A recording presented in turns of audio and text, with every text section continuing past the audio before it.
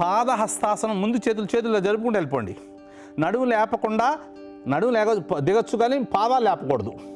ఎంతవరకు వెళ్తే అంతవరకు వెళ్ళండి. చాలా మంచి ఆసనం ఇది. మూలాధార చక్రం యాక్టివేషన్ అవుద్ది. పాదహస్తాసనం పశ్చిమోత్తాసనం కూడా చక్కగా వస్తుంది. ఇంకా వెళ్ళలేనప్పుడు నిదానంగా వెనక్కి రండి, స్లోగా రండి. అరచేతులు పూర్తిగా మ్యాట్ మీద ప్రెస్ చేసుకుంటూ రండి.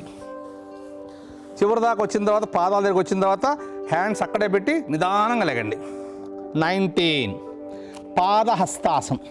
ఇక్కడ పాదాల దగ్గర నుంచి నడుము దాకా బాడీని పైకి లాగుతున్నాం. బటక్స్ తగ్గించి ఇందాక బాడీ ముందు నుంచి కిందకి లాగాలి. చిన్ను నీకు టచ్ చేయాలి, వెనక నుంచి పట్టుకోండి. చిన్ను నీకు టచ్ చేయాలి, మోచెప్పలు పైకి లాగాలి.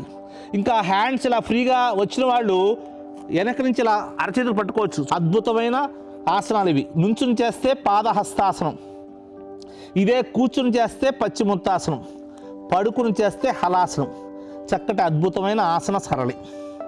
20 నిదానంగా చక్కగా పైదాకా బ్రీత్ తీసుకోండి. అక్కడి నుంచి బ్రీత్ లేసేయండి.